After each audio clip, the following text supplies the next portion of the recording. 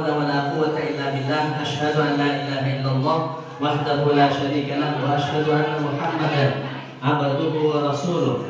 Allahumma shalli wa sallim ala nabiyyina Muhammadin wa ala alihi wa sahbihi wa tabi'in wa man tabi'ahum bi ihsanin ila yaumiddin. Amma ba'du. Faqala Allah Ta'ala fi kitabihil karim, a'udzu billahi minasyaitonir rajim. Ya ayyuhalladzina amanu taqullaha wa qulu qawlan sadida yuslih lakum a'malakum wa yaghfir lakum dhunubakum wa may yuti'illaha wa rasulahu faqad faza fawzan 'azima. Wa qala aidan wa tazawwadu fa inna khairaz zadi taqwa. Teman-teman semuanya, pada kesempatan ini kita akan memulai acara yaitu MGMP Prakarya, di mana kita semuanya mudah-mudahan bertemunya kita pada kesempatan ini mendapat ridho Allah SWT. Terlebih dahulu mari kita mengucapkan rasa syukur kita kepada Allah Subhanahu wa Ta'ala karena kita telah diberikan nikmat oleh Allah sehingga kita dapat berkumpul, berwajah, bertemu di tempat ini untuk mengadakan satu kegiatan yang insya Allah sangat disukai oleh Allah Subhanahu wa Ta'ala sebagai salam silaturahim kita, sebagai bentuk kebersamaan dan kekompakan kita. Oleh karena itu mudah-mudahan ini bisa menjadi manfaat buat kita bersama dan menjadi tangga kesuksesan kita di MGP Prakarya ini. Kemudian salawat dan salam kita sampaikan kepada junjungan baginda Nabiullah Muhammad SAW. Semoga kita mendapat syafaat beliau nanti di yaumil qiyamah. Baik teman-teman, Bapak Ibu guru yang saya hormati, pada kesempatan ini saya atas nama Burhan dari SMP Negeri 1 Batu Marmar yang datang pertama kali sebelum yang lain datang. Oleh sebab itu budaya positif mari kita tingkatkan untuk kedepannya ini, dan kita harus tambah semangat lagi untuk menghadiri di kegiatan MGP ini. Nah, oleh sebab itu saya ingin menyampaikan atau membacakan susunan acara pada kesempatan ini. Yang pertama adalah pembukaan dan yang kedua adalah positif Bapak Ibu ya. Nah, untuk menyingkat waktu, Bu silahkan dilanjut. Oke, sedikit Bapak Ibu ada pertanyaan pemantik yang ingin saya ajukan. Apakah Bapak setuju dengan Bapak atau Ibu setuju dengan pernyataan ini? Pertama, menghukum dapat mendisiplinkan anak. Kira-kira bagaimana Bapak Ibu? Setuju atau tidak? tidak setuju. Tidak. Kebanyakan tidak setuju ya Bapak? Tidak setuju. Kemudian memberikan hukuman dengan hal positif seperti membaca atau membersihkan halaman sekolah dapat meningkatkan disiplin anak. Kadang-kadang kan kita begini ya, ada anak buat salah kemudian kita beri konsekuensi dia untuk kamu membersihkan kelas saja, nyapu. Kira-kira itu bisa tidak mendisiplinkan anak kita? Setuju atau tidak setuju? Ke tengah-tengah ya Bapak. Tengah-tengah baik.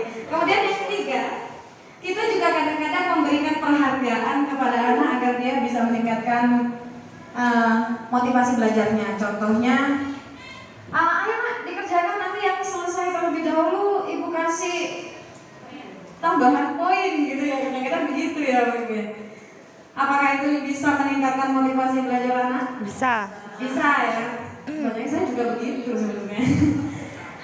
Pertanyaan pemantik ini bisa kita simpulkan nanti di akhir setelah semua materi tersampaikan. Nah, pada kesempatan kali ini saya diberi tugas sama teman-teman ini barusan dibagi, bingung sampai baginya.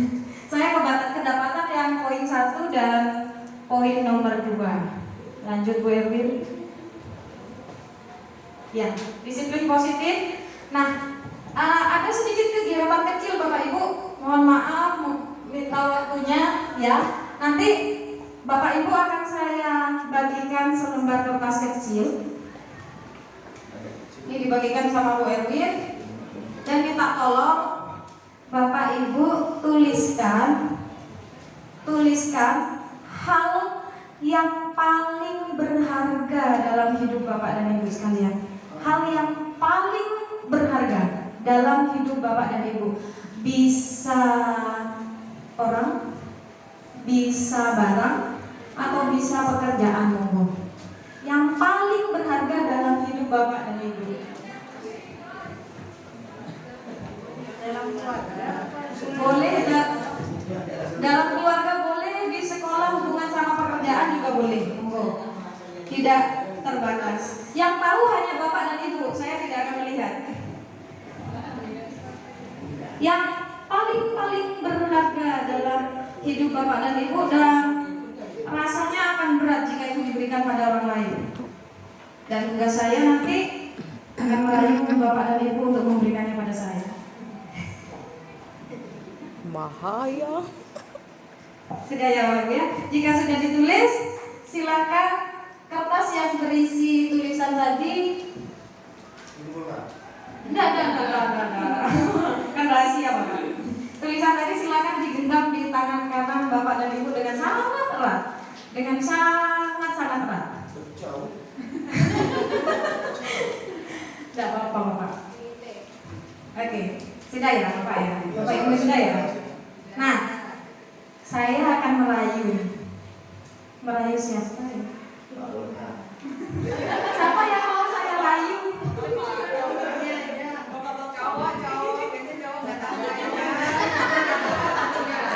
Saya tak tahu saya rayu.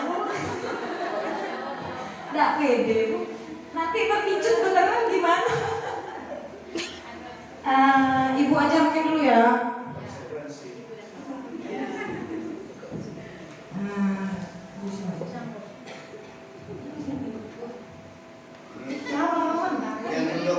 Bu Yuli.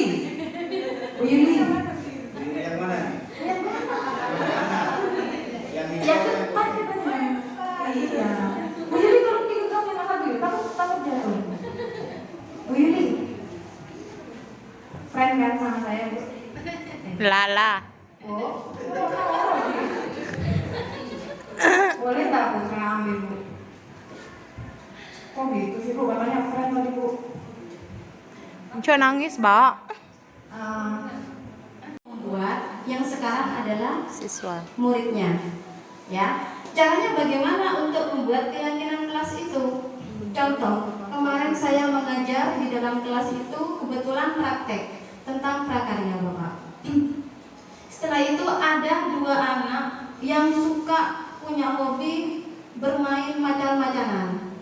Jadi dia itu beraksi di belakang untuk mengekspresikan diri menjadi macan-macanan, salto seperti itu.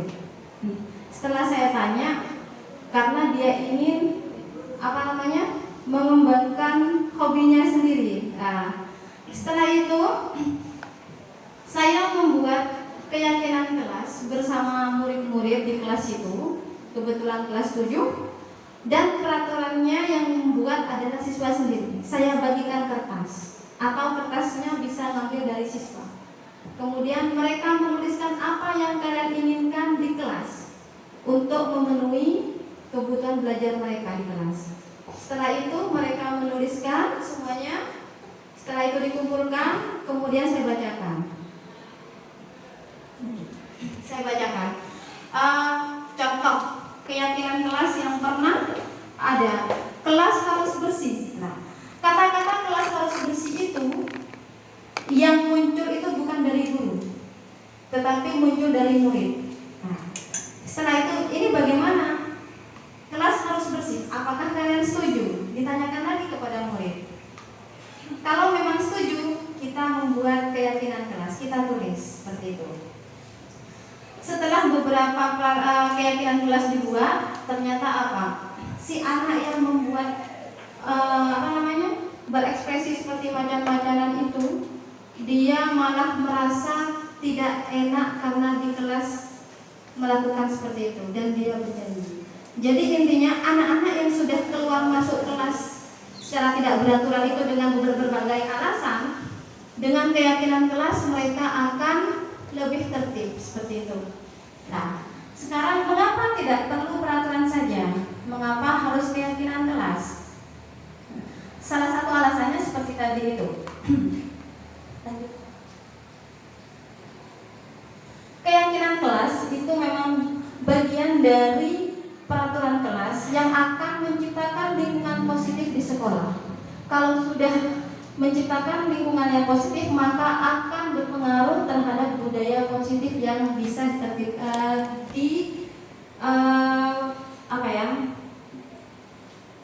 dilakukan di sekolah kita. Lanjut ke yang ini adalah salah satu contoh kesepakatan kelas. Jadi di sini peraturannya bukan hanya untuk murid, tetapi guru juga. Contohnya, kami guru dan murid yang saling menyayangi.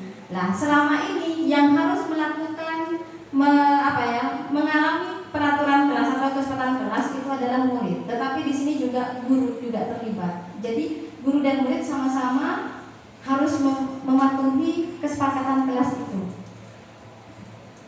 Lanjut. Apa sih perbedaan antara peraturan dan keyakinan kelas? Yang pertama, peraturan kelas itu selalu contohnya adalah kembalikan buku pada tempatnya.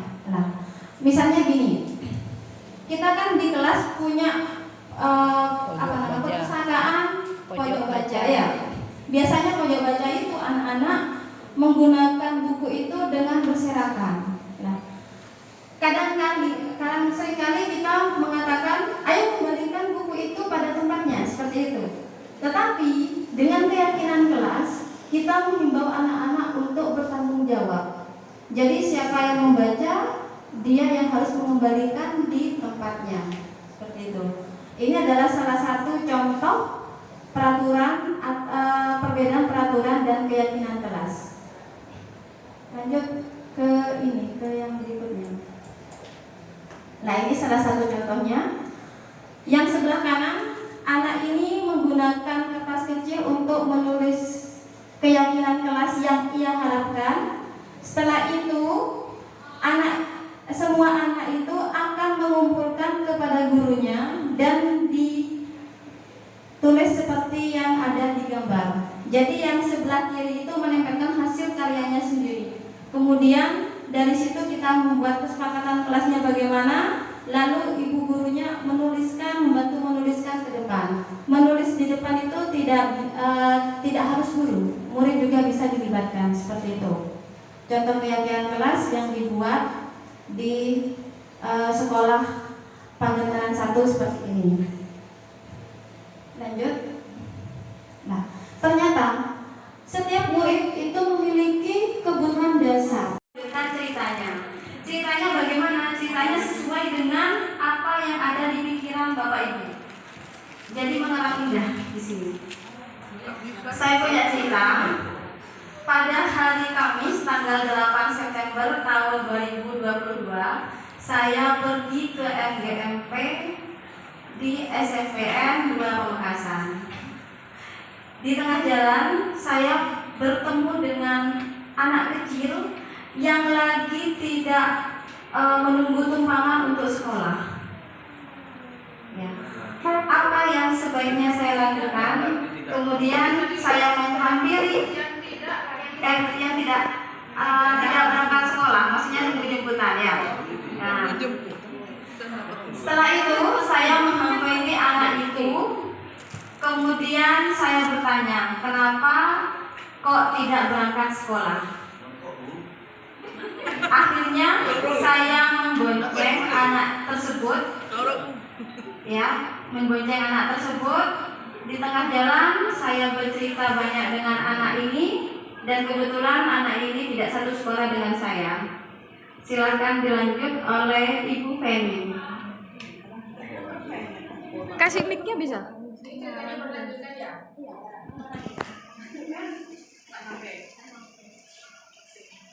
Setelah saya berboncengan dengan si anak, saya pertama kali bertanya adalah alamatnya dari mana, sekolahnya di mana, karena siapa tahu sekolahnya juga tidak sama dengan yang saya bawa. Akhirnya, kenapa tidak sekolah?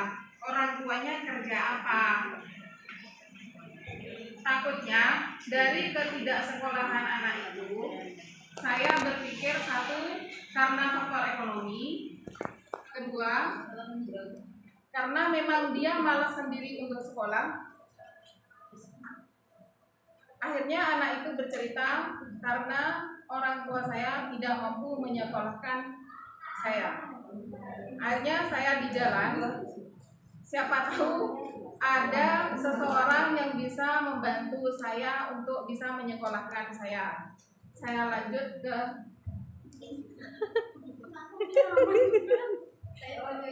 ya. Dilanjut oleh Bapak Bapak Tri. Terima kasih atas waktu yang diberikan kepada saya. Ini saya jadi guru ya, jadi guru lagi. Ya. Kalau tadi Ibu mengatakan tadi terlalu panjang kelihatannya itu anaknya itu bukan mau sekolah kan ya, mau sekolah tapi tidak ada jemputan. Jadi tadi kok lebih. Jadi saya teruskan ya. Saya bertanya kepada anak tersebut, "Nak, mau kemana kamu, Nak?" Pasti jawab mau sekolah.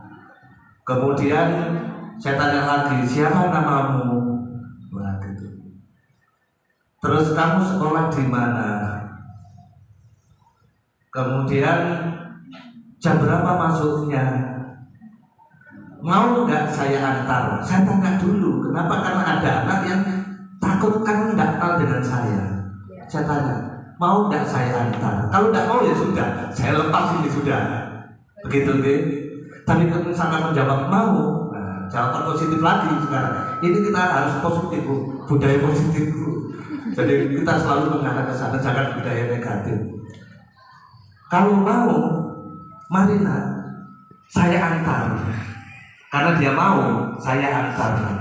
Kita harus budaya positif pengambil meskipun sekolahnya jauh dari kita. Kalau kita sudah punya niatan baik, tetap kita antar. Kita antarkan karena budaya positif, judulnya budaya positif.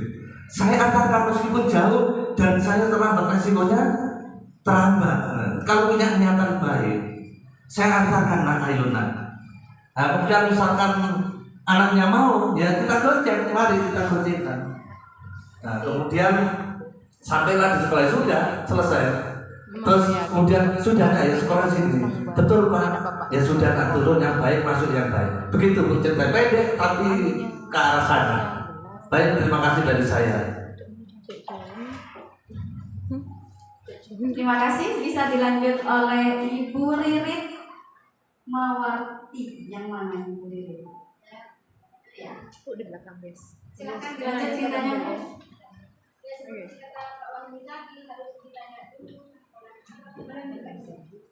Melanjutkan cerita. Iya. Sudah sampai di sekolah. Iya. Sudah sampai di sekolah, Bu. Iya, misalnya gini. Posisinya ini dia apa jadi murid? Jadi guru tadi. Iya. Lanjut, Bu.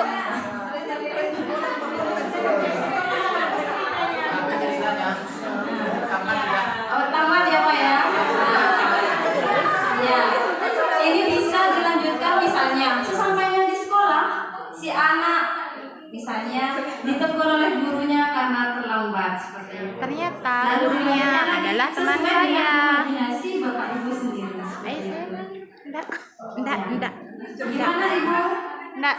Berarti sudah jadi apa? Berarti sudah Mas Ari yang mengantar, Bu. Iya, Ya. namanya kan SBQ. Beda-beda orang. Iya. Speaking.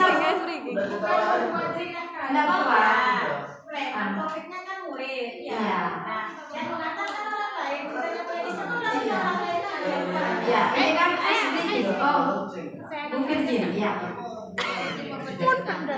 Pada orang mereka. Selama ini di sekolah, Lah. ternyata guru anak tersebut adalah teman saya. Oh ya. Teman dekat waktu kuliah. Karena sudah lama tidak bertemu, kami berbincang-bincang dan saya menanyakan tentang anak tersebut. Ternyata anak tersebut memang masuk anak yang unik. Uniknya kenapa? Karena dia sebagai membuat onar. Dia sebenarnya sedang diskors oleh sekolah. Boleh. Diskors oleh sekolah karena ada Enggak. karena dia sedang bertengkar dengan teman sekolahnya sehingga dia diskors. Karena orang tuanya tidak tahu kalau dia diskors, jadi dia tetap berseragam sekolah. Karena saya tidak tahu, jadi saya dengan polosnya mengantarkan anak tersebut ke sekolah. Demikian cerita versi saya. Terima kasih. Assalamualaikum warahmatullahi wabarakatuh. Satu lagi dilanjut oleh Bapak Bambang ceritanya. Sangat indah Bapak. Kalau cerita saya bingung. Enggak bingung. Sebagai saudara saya bingung. Tadi ibu mengatakan awal ya, maaf bentar. Tadi udah naik sepeda motor orang itu. Kita kan sudah jalan kemana-mana. Sampai waktu itu lagi. Sampai sini kita selesai. Jadi siapa dia? Saya bingung. Siapa Bapak? Jadi saya bingung kita Udah ya? Iya. Ya udah kita jelaskan aja. Terima kasih. Tepuk tangan untuk kita semua. Jadi ceritanya tadi anak sudah naik sepeda motor turun lagi ya Pak ya. Ya. Ini hanya tujuan saya adalah untuk merefresh pikiran ya. Oke, kita masuk ke materi keyakinan kelas. Ya, selama ini hanya berbagi ya Bapak Ibu, bukan menggurui. Selama ini yang saya lakukan sendiri itu adalah saya kepada murid saya adalah memberikan peraturan kelas. Contoh, kalian tidak boleh keluar kelas selama pelajaran seperti itu. Jadi semuanya adalah dari guru. Ternyata setelah diteliti, peraturan kelas itu tidak efektif untuk murid. Malah disuruh jangan keluar kelas, malah tambah keluar kelas. Mencari-cari alasan ya kan, ke kantin kayak kemana kayak gitu, mau pipis, kamar mandi, buang sampah sembarangan. Pokoknya intinya peraturan kelas tidak efektif buat mereka. Di sini keyakinan kelas itu tujuannya adalah membuat peraturan kesepakatan kelas yang dibuat oleh siswa. Kalau yang sebelumnya itu adalah guru yang membuat, yang sekarang adalah muridnya. Ya, caranya bagaimana untuk membuat keyakinan kelas itu? Contoh, kemarin saya mengajar di dalam kelas itu kebetulan praktek tentang prakarya Bapak. Setelah itu ada 2 anak yang suka punya hobi bermain macam-macaman. Jadi dia itu beraksi di belakang untuk mengekspresikan diri menjadi macam-macaman, satu seperti itu. Setelah saya tanya, karena dia ingin mengembangkan hobinya sendiri. Setelah itu saya membuat keyakinan kelas bersama murid-murid di kelas itu, kebetulan kelas 7, dan peraturannya yang membuat adalah siswa sendiri. Saya bagikan kertas atau kertasnya bisa ngambil dari siswa. Kemudian mereka menuliskan apa yang kalian inginkan di kelas untuk memenuhi kebutuhan belajar mereka di kelas. Setelah itu mereka menuliskan semuanya. Setelah itu dikumpulkan, kemudian saya bacakan. Contoh keyakinan kelas yang pernah ada, kelas harus bersih. Nah, kata-kata kelas harus bersih itu yang muncul itu bukan dari guru, tetapi muncul dari murid. Nah, setelah itu ini bagaimana? Kelas harus bersih. Apakah kalian setuju? Ditanyakan lagi kepada murid. Kalau memang setuju, kita membuat keyakinan kelas, kita tulis seperti itu. Setelah beberapa keyakinan kelas dibuat, ternyata apa? Si anak yang membuat berekspresi seperti macam-macaman itu, dia malah merasa tidak enak karena di kelas melakukan seperti itu dan dia bernyanyi. Jadi intinya anak-anak yang sudah keluar masuk kelas secara tidak beraturan melakukan itu dengan berbagai alasan, dengan keyakinan kelas mereka akan lebih tertib seperti itu. Nah, sekarang mengapa tidak perlu peraturan saja? Mengapa harus keyakinan kelas? Salah satu alasannya seperti tadi itu. Keyakinan kelas itu memang bagian dari peraturan kelas yang akan menciptakan lingkungan positif di sekolah. Kalau sudah menciptakan lingkungan yang positif, maka akan berpengaruh terhadap budaya positif yang bisa ditertibkan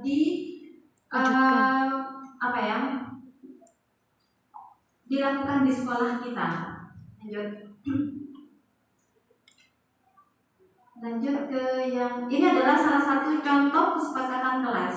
Jadi di sini peraturannya bukan hanya untuk murid, tetapi guru juga. Contohnya, kami guru dan murid yang saling menyayangi. Nah, selama ini yang harus melakukan mengalami peraturan kelas atau kesepakatan kelas itu adalah murid. Tetapi di sini juga guru tidak terlibat. Jadi guru dan murid sama-sama harus mematuhi kesepakatan kelas itu. Lanjut. Apa sih perbedaan antara peraturan dan keyakinan kelas? Yang pertama, peraturan kelas itu selalu contohnya adalah kembalikan buku pada tempatnya. Nah, misalnya gini, kita kan di kelas punya perpustakaan pojok baca ya. Biasanya pojok baca itu anak-anak menggunakan buku itu dengan berserakan. Nah,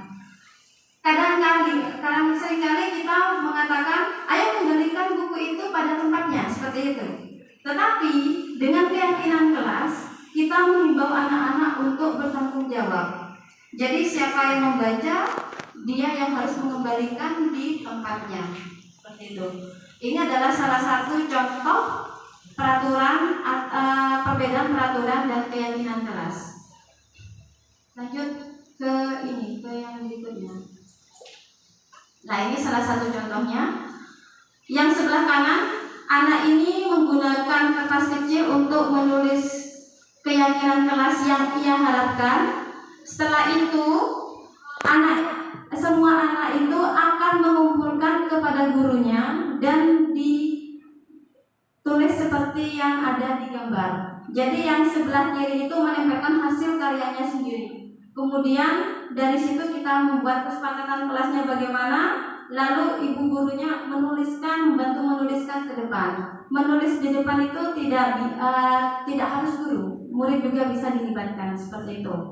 Contoh keyakinan kelas yang dibuat di sekolah Pagendaran 1 seperti ini. Lanjut.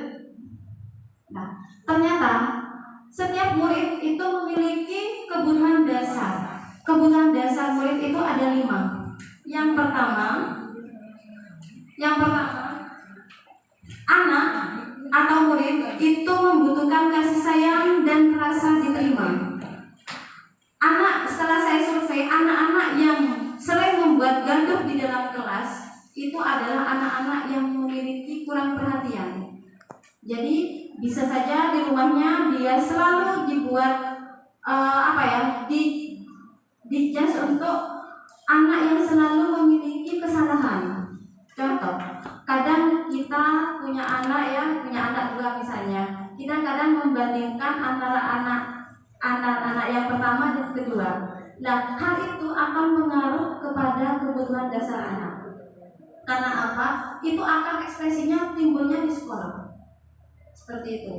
Dan rata-rata saya melihat murid-murid yang sering membuat onar di sekolah itu adalah anak yang memiliki kurang perhatian dari orang tua. Dan setelah nyampe di sekolah, ternyata apa? Anak ini masih dimarahi oleh guru-gurunya. Seperti itu. Akhirnya apa? Ketika saya pernah memiliki murid ya Bu ya, ketika saya panggil, dia itu malah sebelum saya tanya, dia menjudgment dirinya sendiri. Saya bandel, saya orang bejat, seperti itu. Kenapa anak ini seperti ini? Ternyata dia itu sering dibandingkan dengan saudaranya di rumah. Nah, yang kedua, anak atau murid itu memiliki kesenangan. Contoh, dalam pembelajaran misalnya, kesenangan yang dimiliki murid, ada yang suka keluyuran ke sana ke sini, ya kan? Terus ada yang suka diam di bangku, tidak mau kemana-mana, pokoknya diam aja di bangku. Ada juga yang ngomong tok, seperti itu.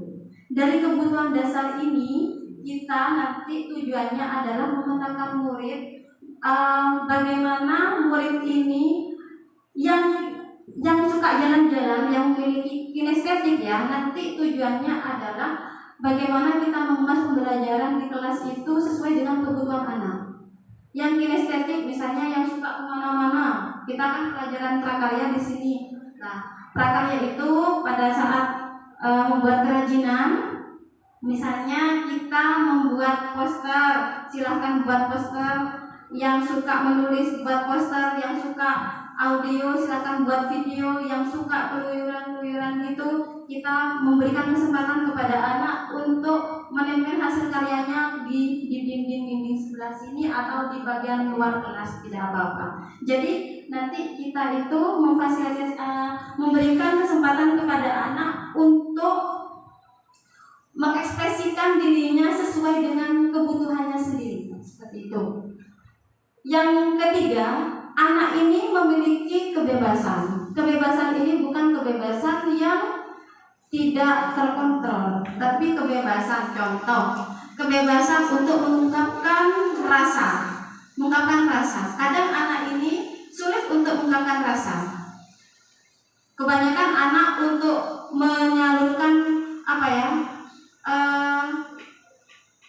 kebebasannya itu, dia itu menulis di buku yang banyak, seperti itu. Tidak tercover oleh guru.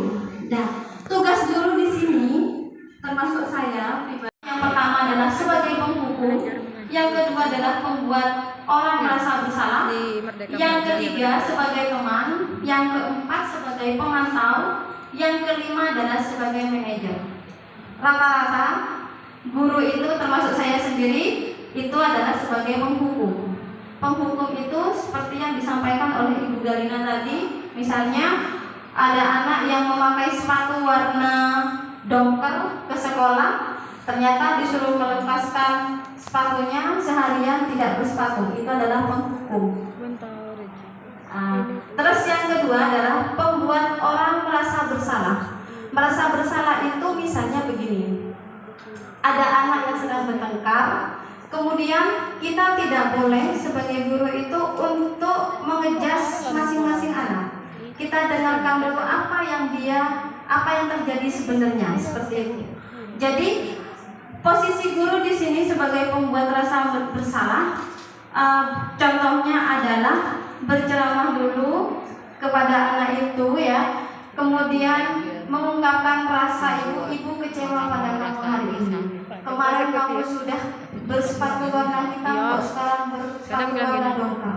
Nah itu anak dibilang seperti itu sudah merasa bersalah. Ya. Yang berikutnya adalah sebagai teman. Kalau sebagai teman itu contohnya begini. Ibu dulu waktu sekolah juga pernah seperti itu. Tapi ibu tidak melakukan itu berulang kali. Nah, cobalah kamu mulai besok memakai sepatumu yang berwarna hitam, jangan seperti itu. Nah, dari situ anak-anak itu akan menganggap gurunya adalah sebagai teman. Ya, ketika guru memposisikan diri sebagai teman, anak-anak biasanya sering mengungkapkan curhatannya kepada guru itu karena mereka merasa nyaman. Apalagi di rumah tidak ada tempat curhat. Itu biasanya anak-anak akan mengungkapkan karena mereka menganggap kita gurunya adalah sebagai teman. Terus yang keempat adalah sebagai pemantau. Pemantau itu adalah mengamati gerak-gerik murid. Gerak-gerak murid yang tidak yang kurang enak itu diperhatikan. Kalau misalnya ada yang berbuat salah, kita akan memberitahu. Kalau ada yang sudah bagus, kita juga akan memberitahu. Jadi jangan terfokus fokus pada anak yang bersalah saja, tapi anak yang berprestasi atau yang sudah bagus itu juga diberi apresiasi seperti itu. Yang berikutnya terakhir adalah tentang posisi kontrol guru sebagai manajer. Yang benar itu yang ini.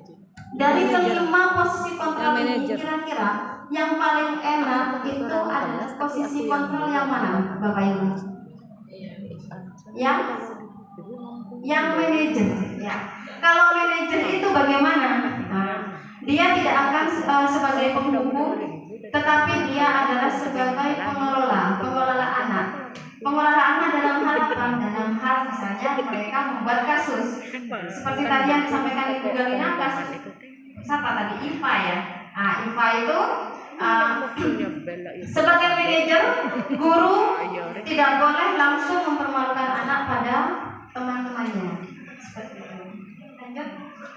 Sudah. Lanjut. Entah ya kok gini. Ya. Nah, karena waktunya sudah mepet, maka akan dilanjut oleh Ibu Alfi, yaitu tentang materi CBD. Lagi ya, biar tidak ngantuk ya. Oke, silakan saya mohon tangannya itu di depan dada, begini 10 ya, 10 jari ya. Ya. Kalau saya katakan kiri, Bapak Ibu tembak yang kiri. Kalau saya bilang kanan, nanti tembak yang kanan.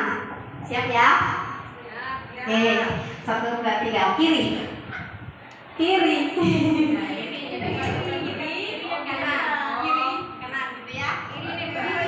Kalau kiri tembaknya ke kiri. Tembak kanan. Kalau yang sampingnya Bapak Ibu saling menembak-nembak. Siap ya? Ya, oke. Oke, silakan tembak kanan.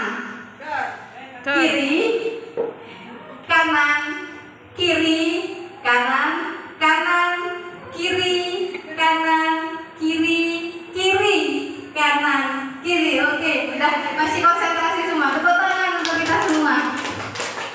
Hebat. Semangat ya. Aku nggak bisa. Saya Nggak bisa ya. punya 3 kertas di sini. Warnanya apa ini Bapak Ibu? Pink. Kemudian Orange. kemudian hijau ya. Kalau saya katakan hijau nih Bapak Ibu. Cahayanya ya. Oh, yang nomor 2. Yang ini orange. Kuningnya yang dipegang Bapak Ibu itu tadi. Orange. Ya. Ya. Nah, saya katakan ini berapa? 1 ya.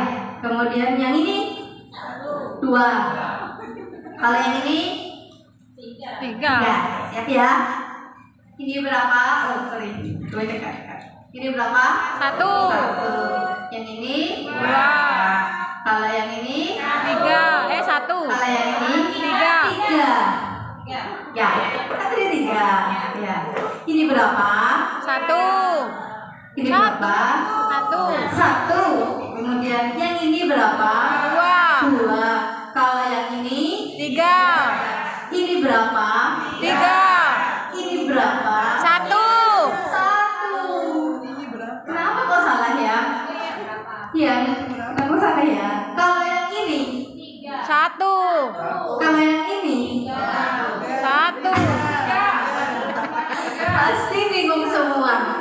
Begini Bapak Ibu, sebenarnya tidak fokusnya pada warna-warna ini, tapi dengan kata-kata yang saya sampaikan. Tadi saya bilangnya itu ini berapa? Jawabnya 1. Yang ini 2. Kalau yang ini 3. Meskipun saya mau galukan berapa warna apapun, kalau kata-katanya tidak sesuai, ikuti kata-katanya.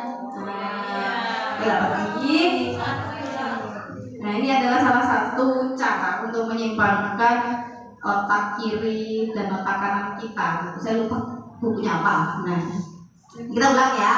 Ini berapa? 1. Yang ini 2. Kalau yang ini 3. Kalau yang ini 3. Ini berapa? 1. Ya sudah, tepuk tangan untuk kita semua. Oke, kita kembali ke materinya ya. fresh gitu ya. Namanya judulnya itu restitusi. Oh, sudah ada bocorannya ya Bu Erwin ya. Sebenarnya saya menjawab dari pertanyaannya Ibu Galina tadi. Kalau tadi ada Menghukum. hukuman, ada konsekuensi, dua-duanya katanya tidak boleh ya. Jadi saya kalau mau jadi guru mau pakai gimana dong ya? Ya pakainya itu yang restitusi. Sudah ada bocorannya. Berarti itu restitusi itu apa sih sebenarnya? Proses untuk menciptakan kondisi bagi murid untuk memperbaiki kesalahan mereka sehingga mereka bisa kembali pada kelompok mereka dengan karakter yang lebih kuat. Apa sih maksudnya ya? Ya. Jadi kalau tadi hukuman itu identik dengan metode bahasa Inggrisnya itu metode kolokol ya Bapak Ibu ya. Dengan nada tinggi, kasar dan cenderung menyakiti anak gitu. Kalau konsekuensi lebih turun lagi, tidak dengan nada tinggi, namun anak-anak itu dikasih apa? Tanggung jawab untuk menyelesaikan masalahnya. Sedangkan restitusi itu adalah bisa dikatakan ini adalah kedudukan mulia ya. Kenapa?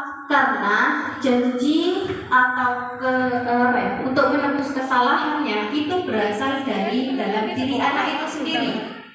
Jadi misalkan anak ini membuat kesalahan, misalkan dalam berdoa bersama-sama, terus ada anak yang mundur sendiri gitu ya, tidak berdoa, kan kita maunya itu marah sama anak itu kan, tapi nggak bisa, kita kontrol diri ya. Panggillah dia, kenapa tadi kok tidak berdoa? Begini. Nah, oke, saya maafkan, asalkan dengan syarat kalian harus berjanji pada saya. Janjinya apa? Nah, kalau janjinya itu dibuat dari dirinya sendiri, itu lebih melekat kuat atau tidak? Kalau saya yang memberikan hukuman kepada anak, lebih melekat yang mana Bapak Ibu? Janji dari dirinya sendiri atau saya yang meminta dia berjanji? Dari dirinya sendiri. Nah, itulah restitusi. Jadi restitusi itu ke PPT. Ya, enggak PPT. Restitusi, Pak. Bukan. Yang di atas. Ya wis itu tuh.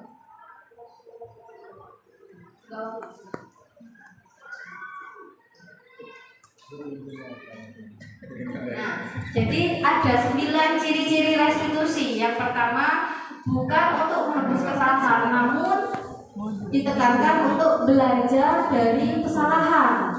Kemudian yang kedua, memperbaiki hubungan antara guru dan murid ya.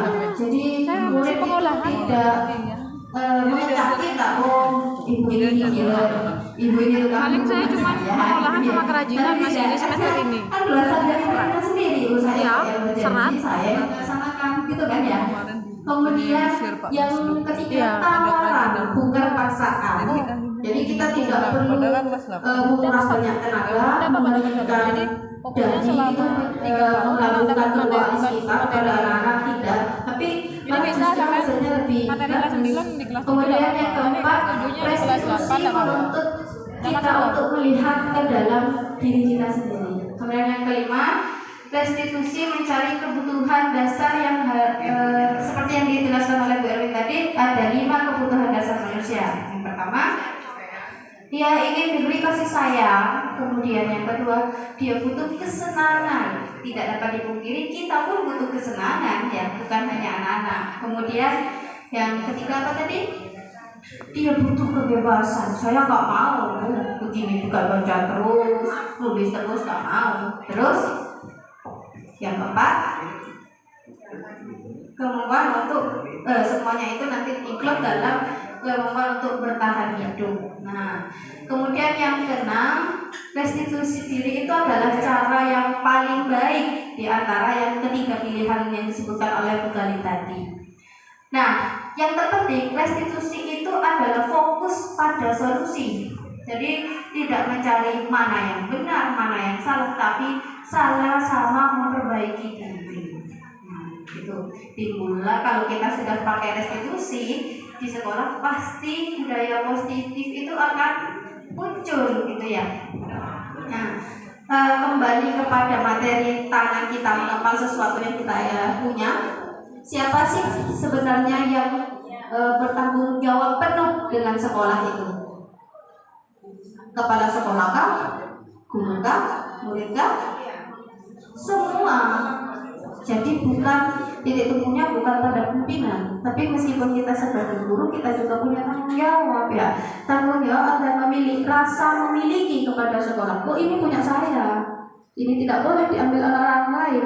Saya yang berhak mengatakan ininya saya, ya kan? Ya. Lanjut baru.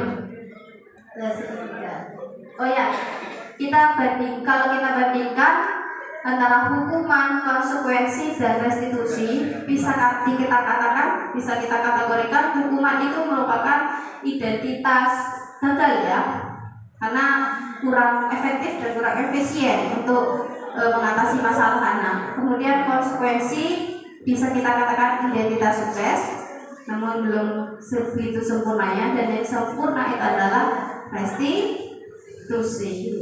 Nah, lanjut. Nah, gimana ya Bapak Ibu caranya untuk menjalankan restitusi di sekolah itu? Saya pengen jadi guru yang diidam-idamkan oleh murid, yang keberadaannya itu ditunggu oleh murid. Kalau kita tidak ada, dirindukan. Kadang-kadang Bu ini tidak masuk sore gitu kan ya. Ya, sekarang gimana caranya? Kalau kita jadi guru, Bu ini tidak masuk, ya aku nggak masuk. Pengen kan dikirimkan oleh murid ya? Nah, caranya itu ada 3 langkah yang kita sebut dengan segitiga restitusi. Langkah yang pertama adalah menstabilkan identitas. Oke, kita ambil contoh yang tadi studi kasusnya Bu Galim. Ada anak yang tidak pakai sepatu ya di sekolah karena sepatunya berbeda warna. Harusnya warna apa Bu? Hitam. Nah, tapi sama gurunya itu dihukum dilepas seharian penuh ya, nggak pakai sepatu.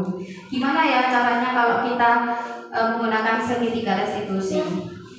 Ditanya lah, hey, kenapa kamu kok nggak pakai sepatu warna hitam? Nah, ini Bu, biasanya saya lupa membawa sepatu hitam karena tadi pelajaran olahraga. Pakai nada yang lemah lembut Bapak Ibu, jangan pakai nada tinggi. Ya. Kenapa? Kamu kok nggak pakai sepatu hitam?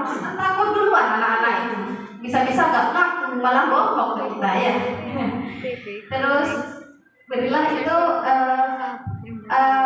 biar emosi anak itu tidak memuncak, stabilkan identitasnya. Oke, perbuat salah itu adalah manusiawi. Kamu lupa tidak apa-apa. Manusia itu tempatnya lupa, ya kan? Jadi anak itu merasa kita berikan perlindungan, berikan kasih sayang. Oh, ibu ini ternyata sayang pada saya. Dia nggak jadi marah ke saya. Ya, itu pilihan kata-kata yang bisa kita pakai. Tidak ada manusia yang sempurna. Saya pun manusia, tidak sempurna juga. Kadang saya juga pernah lupa, kan ya? Kita pasti bisa menyelesaikan masalah ini. Ayo kita selesaikan bersama. Jadi antara guru dan murid ada komunikasi yang baik. Nah, Bapak Ibu tidak tertarik untuk mencari siapa yang benar, siapa yang salah, tapi ayo kita cari cara untuk memperbaiki masalah ini. Jadi fokus pada solusi. Ya, lanjut Bu Erwin. Oke, ini adalah garis yang ketiga, yang ke atas itu adalah validasi kebutuhan, validasi tindakan yang salah. Kata-kata yang bisa kita pakai ini, kamu bisa melakukan hal yang lebih buruk dari ini sebenarnya, tapi tidak kamu lakukan, kan ya? Pasti kamu bisa aja kamu lari dari sekolah karena saya masuk ke kelas, ya. Tapi kan kamu tidak lari, nah itu kan ya. Terus apa sih yang penting bagi kamu? Apa yang bisa kamu lakukan untuk lebih baik lagi dari besok? Jadi kita minta pendapat anak itu gimana ya caranya saya memperbaiki kesalahan saya. Biar dia berpikir sendiri, biar nantinya dia membuat janji pada dirinya sendiri tidak mengulanginya lagi. Lanjut Dewi. Yang ketiga adalah menanyakan keyakinan. Apa yang akan kamu lakukan agar minggu depan kalau belajar olahraga kamu tidak lupa lagi membawa sepatunya? Oke Bu, misalkan sekarang saya mau ngecek jadwal nanti malam, kalau misalkan ada olahraga saya masukkan sepatu tadinya duluan. Misalkan seperti itu. Oh iya, sudah. Kan nanti pendapatnya anak-anak bisa macam-macam. Kita bisa arahkan ke yang lebih positif. Oh ya, tidak ada. Sekian dari saya. Mungkin nanti ada sharing-sharing terkait pengalaman Bapak Ibu yang ada di sekolah tentang hal ini. Bisa kita rembukan.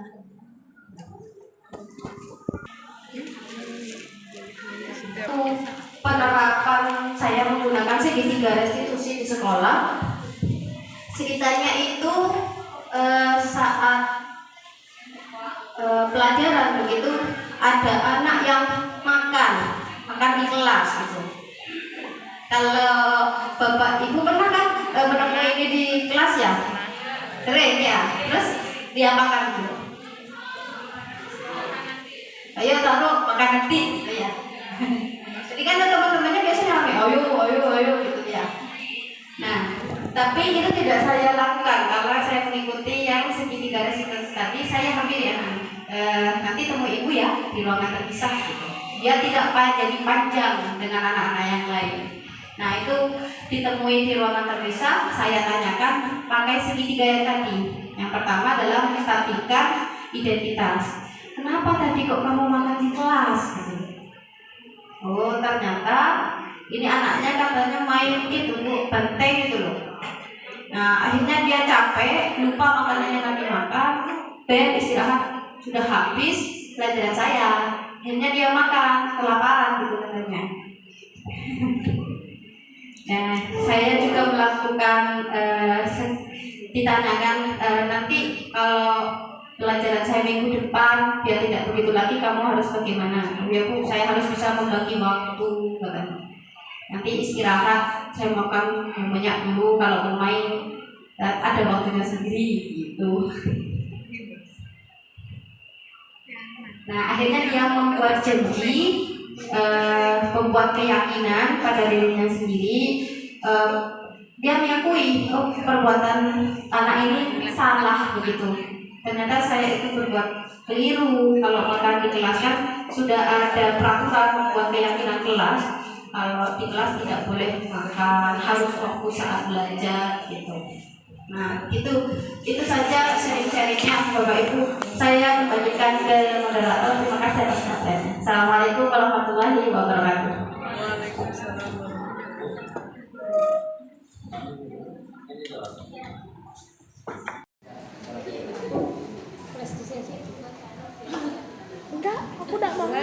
Terima kasih. Takut? Assalamualaikum warahmatullahi wabarakatuh. Yang pertama saya hanya ingin menanyakan karena di kurikulum Merdeka itu ada kesepakatan kelas, ada kesepakatan guru mapel ya, ada? Tidak ada. Iya.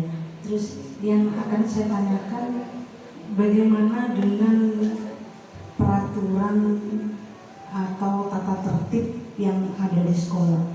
Sedangkan kami kan sudah membuat kesepakatan kelas.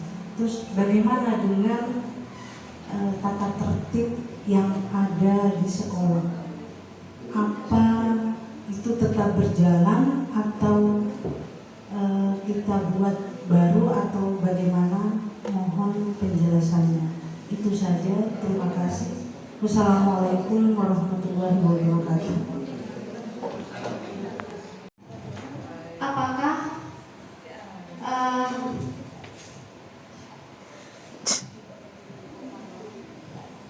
Apakah peraturan sekolah itu tetap ada dengan adanya keyakinan kelas? Seperti itu ya Bu ya, pertanyaannya ya. Peraturan sekolah itu tetap berjalan ya. Keyakinan kelas itu dimulai dari dalam kelas kita sendiri. Terkadang setiap guru mapel itu memiliki Peraturannya sendiri. keyakinan kelas yang berbeda, tergantung siswanya seperti itu. Jadi dengan keyakinan kelas itu nanti akhirnya akan peraturan kelas itu akan sangat mendukung gitu. Jadi dimulai dari hal yang kecil dulu seperti itu. Mungkin ada tambahan dari teman-teman? Dan maksud saya kan ada peraturan sekolah itu apa kita perbaiki apa tetap ada, karena kalau peraturan kan pasti ada hukuman kan ya.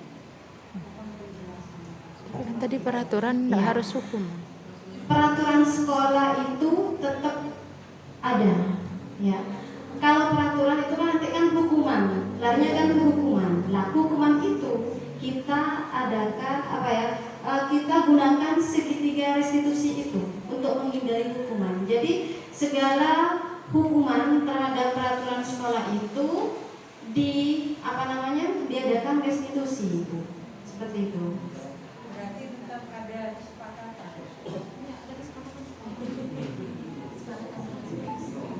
Iya, ada kan ya.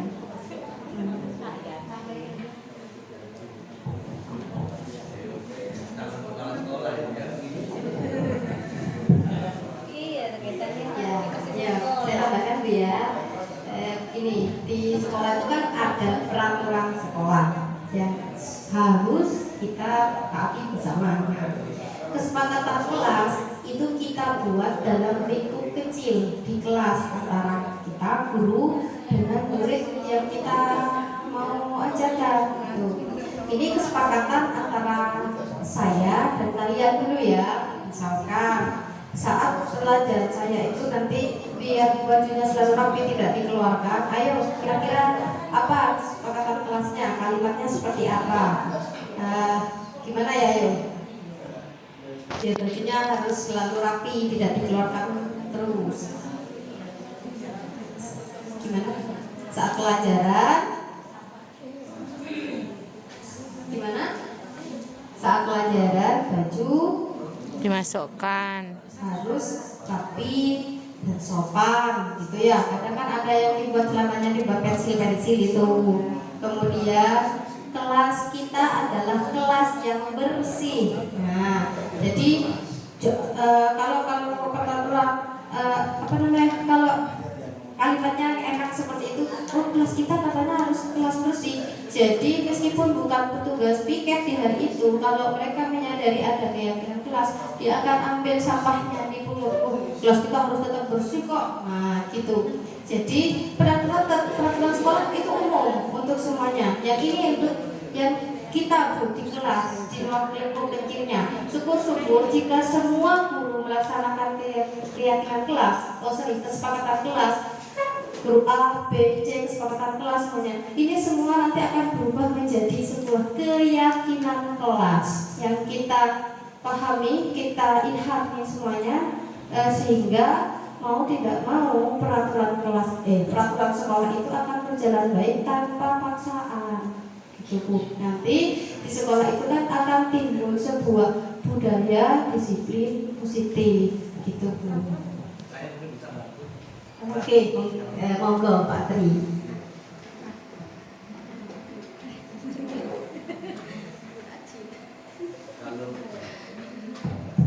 Ini jawabannya calon-calon kepala sekolah ya, mungkin calon kepala sekolah, calon pengawas, calon instruktur minimal.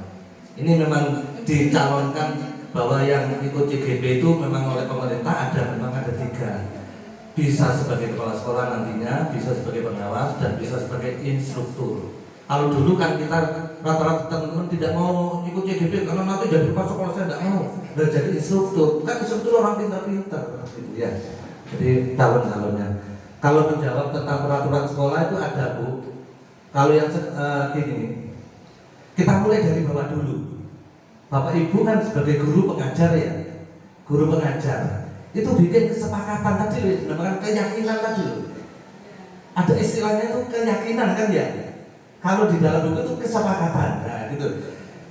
Bikin Bapak Ibu dengan muridnya saat ngajar mapel prakarya itu bikin kesepakatan atau keyakinan itu dulu. Yang muncul murid dulu, jangan jenengan. Kalau jenengan kan berarti kan saya harus gini, saya harus gini, jangan gitu. Munculkan dari murid, kita bikin, ayo gini. Jadi biar murid itu sadar. Kalau misalkan dia tidak mengerjakan PR, gimana? Nah, itu konsekuensinya apa gitu loh Bu. Jadi yang pertama dimulai dari Bapak Ibu tadi yang ditanyakan, kita biasakan namanya kesepakatan guru pengajarnya dulu. Ya, guru pengajarnya dulu. Jadi jenengan ngajar itu kesepakatan dengan murid-muridnya. Ayo nah, kalau saya pas masuk ke kelas, kamu terus tahu datang.